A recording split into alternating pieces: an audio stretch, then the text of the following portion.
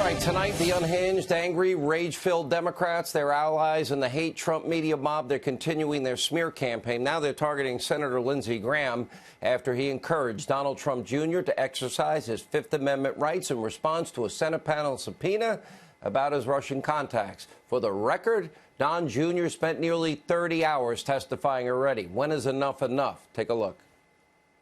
It's progress, yes. You had U.S. senators telling the president's family to ignore the rule of law. That's nuts by any... Chair of the Judiciary Committee. Yes. Who you would think would be down... Yes, I know his numbers were horrible before he started being Donald Trump's BFF. But is it worth it? That's an answer, only he can provide. Chris. Yeah. Lindsey, if you have an issue with anything I'm saying, you know my number, baby. Give me a call. Can I just help these people out? The Fifth Amendment is the rule of law. Our rule of law is based on a little document called the Constitution of the United States. But the senator is standing strong, supporting the president's agenda, that it's creating records on every front, exposing the deep state cabal by pushing for more FISA declassification, securing our border, where he just unveiled a new bill to reform the asylum process. Here to explain more, Senate Judiciary Committee Chairman Lindsey Graham himself. Maybe it's been a long time since I've been in school, but the Fifth Amendment, I thought, was our right to invoke. Do we not have that? Did that right get taken away and I missed it? Well, let me tell you why I weighed in on this. Mueller, I thought, was the final word on all things criminal. The last thing you want, Sean, is 535 special counsels.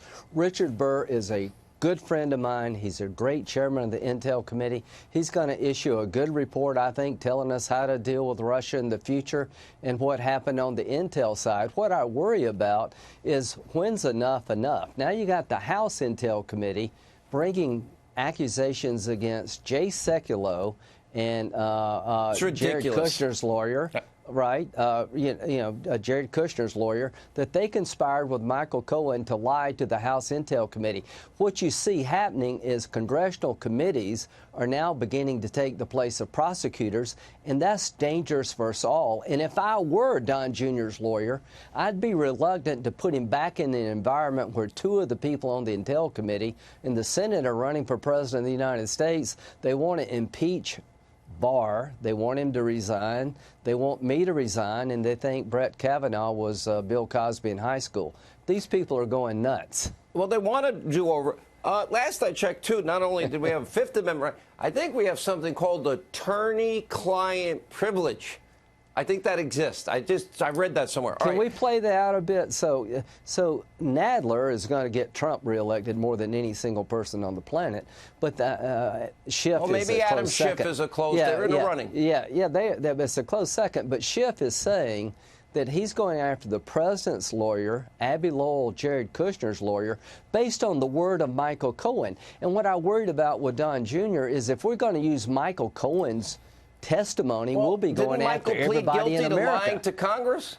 Yeah, you'd have to get him out of jail to testify. But Richard Burr is a wonderful fellow. My problem is not with Richard Burr. My problem is the system. I have a problem with Richard Burr. You and I differ here. Richard Burr. I don't, but yeah. He spent 30 hours. Yeah. Now, somebody that, again, was admitted to lying before Congress, okay? Right. Then a criminal referral went forward by Jim Jordan and by Mark Meadows about the second appearance. And so at this point, all right, I want to ask you this. So we are going to, in the days ahead, we are going to get the FISA applications. Grassley Graham memo, Nunes memo. Bulk of the application is Hillary's bought and paid unverified dossier, which even the dossier's author doesn't stand by. Then we're going to get the 302 meeting notes with Orr and Christopher Steele. Then we're going to get the Gang of Eight material, which I understand is not really good about the FBI admitting things they did wrong. The fourth bracket we talk about are a series of emails that have some really serious admissions in them amongst the FBI. And the fifth bucket will be exculpatory statements that they didn't use on purpose. Anything else that we're going to find out our deep state did to try and undo a presidential election? I think you're going to get all of that. Hopefully it will be declassified and given to the public. And I don't know if anybody on the other side will care, which will be the sad thing. You know, all of my friends at CNN are going nuts over, you know, my concern about Congress getting out of its lane. But have you heard one person from these other networks even show concern that maybe the FBI gave a statement to the FISA court that the dossier was accurate and they told other people that they knew it was unverified? Have you heard any concern at all about a counterintelligence operation that was being run by people who hated Trump and liked Clinton? Senator, we now have two sources that told the FBI and the DOJ, the upper echelon, not rank and file. I always make the distinction because they deserve that distinction, those good men that protect us. But I am told in both cases that with the dossier that Orr warned them it was unverified, Hillary paid for it, Steele hated Trump. Also, now we have the emails before the first application went in. It sounds like a premeditated conspiracy to commit fraud on a FISA court. And I'm also hearing Horowitz is done, and it's devastating. Any word that you're hearing? I can't verify if Horowitz is done. I can't tell you what he found, but I can tell you that if you care about the rule of law, you're going to be very upset about how the DOJ and the FBI behaved themselves during the 2016 election. If you hate Trump, you won't care. If you love the rule of law, you'll be very upset. Senator, I will gladly endorse your re-election and the great state of South Carolina. You've been doing a great job. Thank you for doing all you have been leading on all of this, and I know you're going to continue with your promises to follow up. Thank you for that.